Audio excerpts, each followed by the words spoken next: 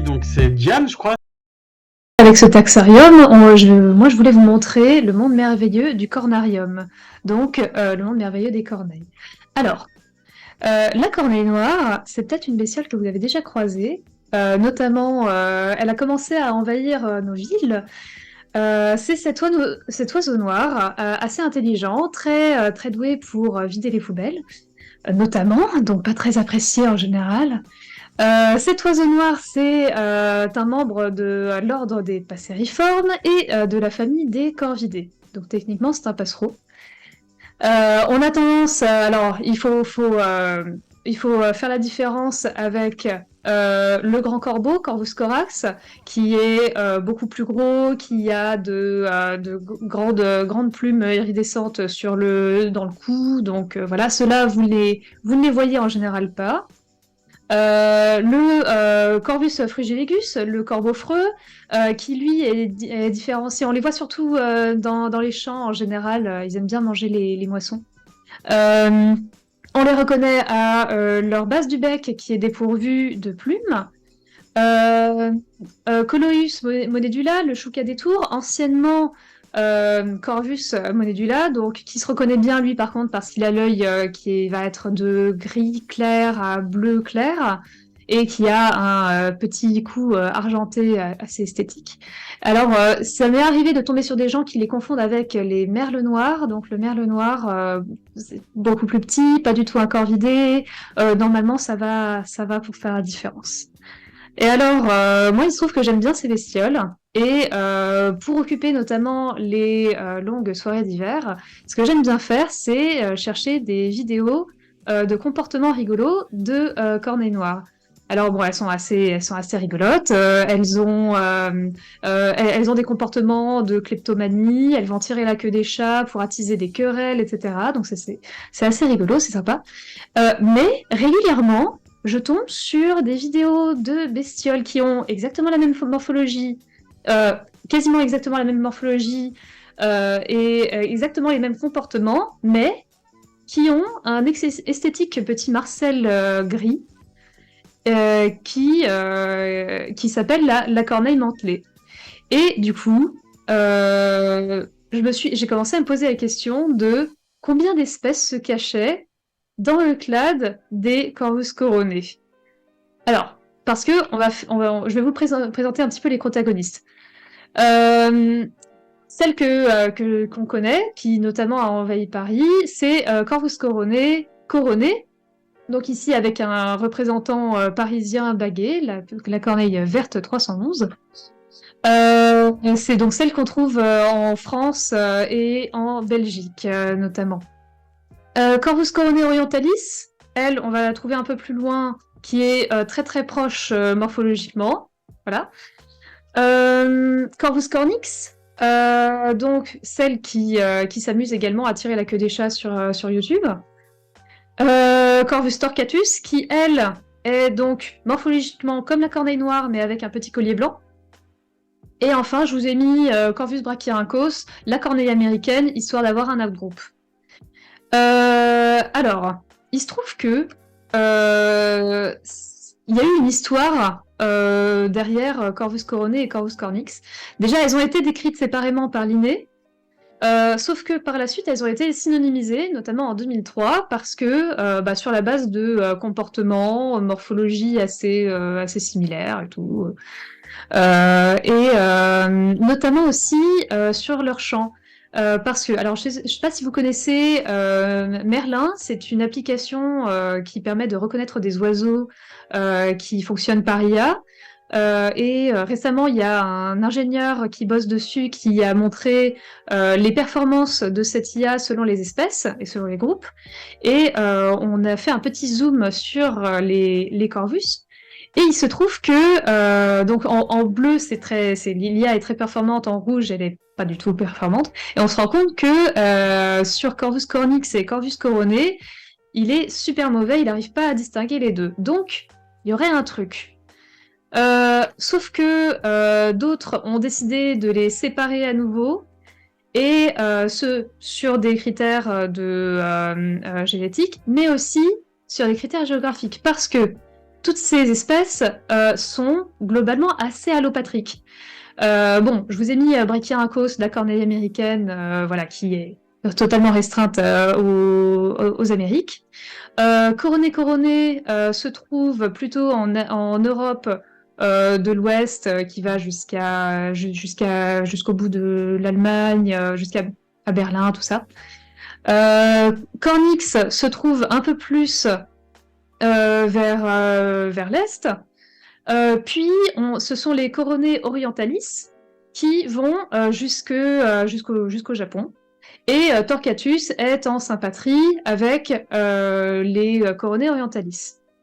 Alors, à partir de ça, sinon, on pourrait se dire que on va avoir, d'après la morphologie, 3 espèces eurasiatiques. On a la noire, on a la noire et grise, et puis on a la noire avec un petit collier blanc. Mais c'est peut-être pas suffisamment satisfaisant. Donc, heureusement, il y a des gens qui ont fait de la phylogénie moléculaire un petit peu plus poussée, et c'est les résultats de Haring de 2012. Dans ces résultats, on obtient donc, avec Brachyrhynchos en groupe externe, on obtient 2 clades eurasiatiques qui sont vraiment nettes. D'un côté, le clade occidental, avec les Coronae, les Cornyx et une partie des Coronae orientalis. Et de l'autre côté, un clade oriental, avec les Torquatus et le reste des Coronae orientalis. Alors, il y a un truc bizarre qui se passe, c'est que en plus, les différentes populations les 2 populations de Coronae orientalis sont différentes au niveau géographique. Donc, si on suit cette ligne rouge là, à l'est, on va dire plutôt côté Chine-Japon, ce sont les Coronae orientalis qui tombent dans le clade oriental. Et à l'ouest, côté Russie, ce sont celles qui vont tomber dans le clade occidental. Bon. En réalité, on peut même considérer qu'il y a 3 clades, c'est-à-dire que les Torquatus ont l'air vraiment d'être bien différenciés des Coronae orientalis orientales. Mais par contre, dans le clade occidental, c'est pas tout à fait ça. Alors, on n'a pas beaucoup de données sur les Coronae orientalis, donc on s'est un petit peu concentré sur les Cornyx. Il se trouve qu'il y a un laboratoire à Vienne qui a bossé pas mal dessus. Et donc la question que vous allez peut-être vous poser, si les différents individus de Coronae et Cornyx sont mélangés les uns les autres, est-ce que ça s'hybride?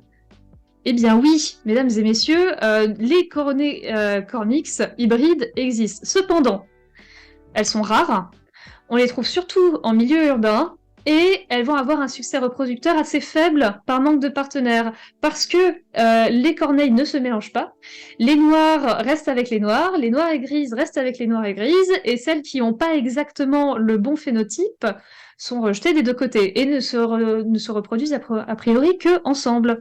Donc, comme elles sont de base moins nombreuses, c'est plus compliqué.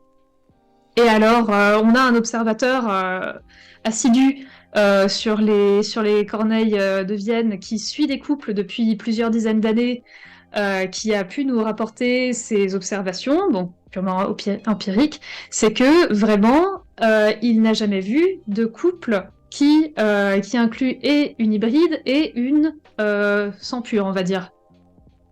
Du coup, on aurait vraiment 3 populations à Vienne. Ça serait au même endroit, du coup, les Coronae, les Cornyx et les hybrides.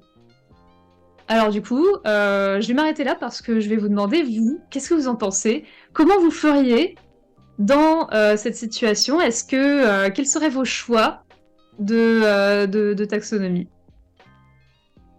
Ah, Voilà, c'est à vous, c'est au chat. Est-ce que je réponds d'abord au chat? Est-ce que je vous laisse faire vos... Oups, faut peut-être que j'arrête le partage. ouais, vas-y. Tac. Enfin, qu'est-ce qu'on ferait? Ça dépend pourquoi. Ouais. Euh, Bah, je sais pas, de toute façon, l'espèce, l'espèce, c'est le bordel, de toute façon, on le sait. Et ça, c'en est un bel exemple, quoi.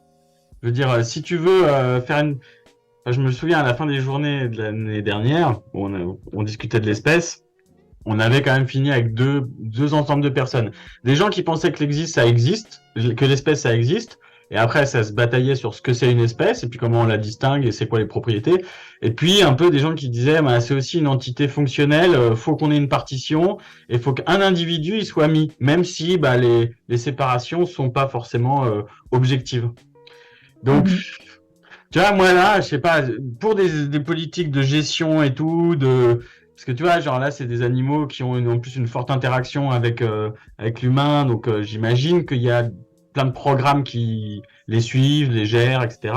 Donc moi, j'aurais tendance à dire, voilà, moi ma solution, c'est on fait des séparations peut-être un peu, comment dire, artificielles, mais c'est moins le bordel, parce que de toute façon, l'espace Mhm. n'existe pas. Bah oui, oui, oui. Moi, j'ai une. Enfin, je me rappelle quand j'étais en master, j'avais travaillé sur la. Enfin, j'avais fait un petit mémoire sur la problématique des ours polaires et des ours bruns. Alors, à l'époque, il y avait eu des études de phylogéographie qui suggéraient que les ours polaires étaient à l'intérieur du clade ours brun. Alors, apparemment, c'est plus trop vrai. Bon, peu importe, en fait. Là, ce que tu montres d'un point de vue géographique, c'est que tu as les coronets qui encadrent en fait géographiquement les cornix. Et bon, peu importe le mécanisme de mise en place de la chose, mais on peut imaginer par exemple que les cornix, les mantelets, c'est une population particulièrement divergente de corneilles noires. Et de ce point de vue-là, moi, j'aurais plutôt tendance à être d'accord avec ce que vient de dire Jérémy, que ça me paraît plus pertinent d'utiliser les espèces comme des trucs pratiques qui servent à savoir ce qu'on a. Et ça me semble pertinent de dire, OK, là, c'est une corneille mantelée plutôt qu'une corneille noire. Mais par contre, pourquoi est-ce qu'on ne pourrait pas imaginer des cas de figure où il y a des espèces qui sont incluses dans d'autres espèces, en fait? Et dans ce cas-là, les hybrides, ce serait par défaut l'espèce qui inclut l'autre, donc ce serait en l'occurrence, je pense, coroné. Mais finalement, ça résoudrait pas mal de problèmes. Le problème, c'est que ça va complètement à l'encontre des gens qui souhaiteraient que l'espèce soit une réalité biologique. Mhm. Mhm. Bah, je suis assez d'accord en fait avec ça. C'est concrètement, on est obligé dans les phénomènes de spéciation d'avoir des hybrides à un moment donné. Et on est obligé d'en avoir eu dans le passé, on est obligé d'en avoir là maintenant. Et c'est effectivement ce qu'on observe avec tout un tas d'espèces, enfin, où on n'arrive pas à faire la différence. Et c'est juste que pour le moment, j'ai l'impression que nos représentations sont vraiment pas adaptées à représenter les hybrides et du coup à se rendre compte de si on a vraiment une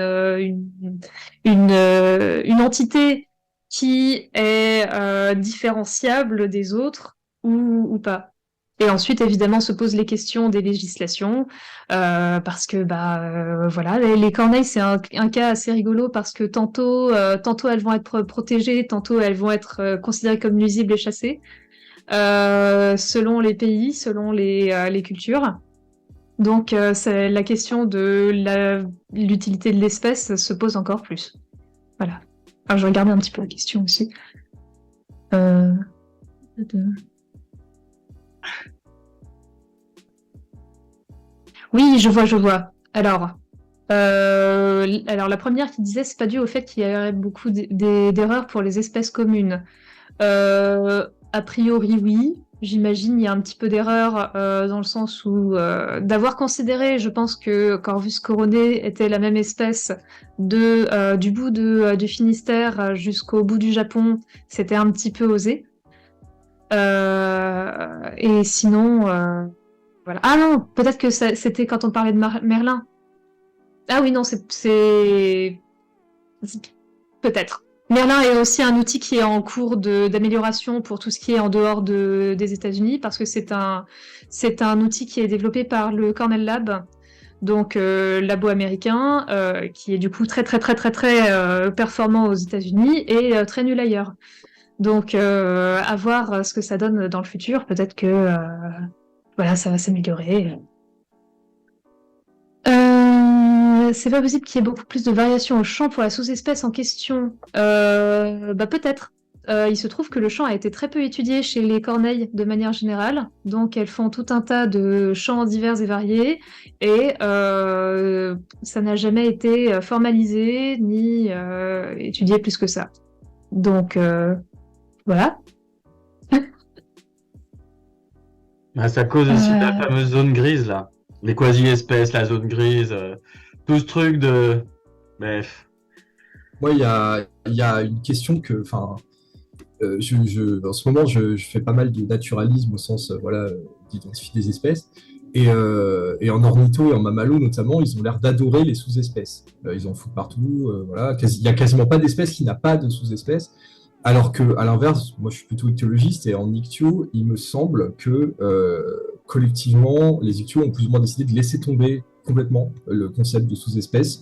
Ellie, tu me corriges si je dis des bêtises. Et je pense que c'est mieux parce que c'est quoi une sous-espèce? En fait, ça apporte quoi d'avoir ce concept? Si vraiment on a des populations qu'on peut identifier morphologiquement, génétiquement et géographiquement, pourquoi ne pas en faire des espèces? Et si on a des populations qui, à l'inverse, sont juste déterminées par exemple par la géographie, dans ce cas-là, c'est complètement circulaire. Et si on veut identifier une sous-espèce en question sur le terrain, on va juste dire, bah, là, on est à tel endroit, donc c'est cette sous-espèce-là. Pareil, je vois pas trop l'intérêt d'un point de vue taxonomique, naturaliste ou quoi que ce soit. Après, oui, s'il y a de la divergence génétique, mais ça peut être aussi des populations divergentes. Voilà, donc j'aimerais bien que des gens qui manipulent d'un point de vue, enfin, dans leur boulot, le concept de sous-espèce m'expliquent à quoi sert ce concept de sous-espèce parce que j'ai un peu du mal à comprendre. Je peux répondre en partie, enfin en tout cas je peux à donner quelques éléments historiques sur l'hybridation et sur la question de la sous-espèce. Sur l'hybridation, en tout cas, il faut savoir que d'un point de vue nomenclatural, mais c'est intéressant parce que ça suit généralement ce qui se passe en taxonomie, le premier code international de nomenclature zoologique, celui de 1905, fait en France, lui avait tout un système super compliqué pour nommer les hybrides, mais qui ressemble plus ou moins à ce qu'on a gardé avec le signe de la multiplication et tout ça. Et puis au fur et à mesure, toute cette question des hybrides, elle a été mise sous le tapis en zoologie. On s'est dit c'est plus notre problème, et aujourd'hui on dit on ne nomme plus les hybrides, on nomme que les hybrides stables. Donc quand on a une population d'hybrides stables, c'est justement ces deux corneilles ne se reproduisent plus qu'entre hybrides à un moment donné. Si vraiment on se retrouve avec ça, bah, c'est un hybride stable. Ça finit par devenir sa propre entité. Et là, on pourrait leur mettre un nom. Et du coup, comme on a un peu abandonné cette question d'un point de vue nomenclatural, eh ben, je pense, mais ça c'est une interprétation de ma part, que si on peut plus le nommer, ben, on n'y réfléchit plus. Et donc, on met un peu la question sous le tapis en même temps. En botanique, ils l'ont pas fait. Ils ont continué à garder un système, donc ça a été un peu plus efficace sur cette question-là. Et puis ensuite, pour cette question des sous-espèces, en général, pour en avoir discuté avec des gens qui travaillaient sur les mammifères en particulier, je pense que c'est aussi intimement lié à la pression d'études sur quelque chose. Plus on étudie quelque chose, plus on va se rendre compte qu'il y a des petites différences et plus on sera tenté de faire des sous-groupes. Et donc, comme la pression d'études sur les mammifères et les oiseaux, elle est quand même bien supérieure par rapport aux poissons, aux amphibiens et aux reptiles, et surtout aux insectes où là les sous-espèces c'est vraiment une légende qu'on voit vraiment pratiquement jamais. Et ben il y a plus de chances que les gens se disent ah oui mais quand même entre cette girafe et cette girafe qu'il y a deux petites taches de différence, allez on fait une sous-espèce. Et comme c'est aussi corrélé des fois à des programmes de conservation, à des revenus financiers ou ce genre de choses, ça peut pousser les gens à se comporter en splitter. Mais il y a des discussions, mais en même temps comme ça a été dit dans le chat très bien, l'espèce c'est un rang un peu particulier parce que c'est à la base de nos classifications. On peut pas mettre une espèce dans une espèce, sinon ça fout un peu. Enfin, c'est très compliqué ensuite de faire une classification partitionnée telle qu'on en fait en hiérarchie linéenne. Mais au final, historiquement parlant, c'est des choses qui sont absolument pas. Enfin, c'est quelque chose c'est une question super ancienne et à laquelle on a vraiment très peu d'éléments pour répondre. Et ça dépend surtout des traditions dans certains groupes et du poids de la pression des pairs. Et c'est ça qui fait la réalité presque. Alors, je pense qu'il faut pas qu'on s'embarque sur un débat sur l'espèce. Sinon, en fait, il y aura pas d'autres chroniques. Enfin, mais ça, on pourrait se faire un de ces quatre, un café systéma spécial, le clash des espèces. Est-ce qu'on peut mettre une espèce dans une autre? Est-ce que est-ce que ça existe ou est-ce que ça existe pas? Bref, mais je serais trop chaud. Je serais trop chaud. Mais je pense qu'il faut que là, c'est un débat trop grand. Est-ce qu'il y avait d'autres trucs dans le chat, typiquement sur les corneilles là, auxquels il faudrait répondre? Une quantité infinie de blagues. Je suis impressionnée. Ouais. Voilà. Oui, j'en ai vu. Bon, bah, trop cool. Bah, merci, Diane, pour les cornets. Et en fait, t'as quand même pas répondu du coup, est-ce qu'il y a une différence? Déjà, les corneilles, ce qu'on appelle les corneilles et les corbeaux, les deux sont monophylétiques ou pas? Pas du tout. C'est des noms vernaculaires qui... C'est tous des corvus? Voilà. C'est tous des corvus, c'est sûr. Après, voilà, c'est... que ce soit en français ou en anglais d'ailleurs, entre crow et raven, quand tu prends une espèce en français, elle peut être corneille et en anglais raven, ou le contraire. Enfin, c'est. Mais Il y alors a les aucun- vieux là qui nous disent, qui t'apprennent comment tu distingues un corbeau d'une corneille, tout ça c'est faux? T'es en train de remettre en cause ce que nous disait mon papa? C'est-à-dire que ça dépend de ce qu'il entendait par corbeau et ce qu'il entendait par corneille. Je sais même pas La s'il le plupart savait du temps. lui-même. Bah ouais, c'est souvent le cas. Ouais, ok. Ok, bah merci Diane beaucoup.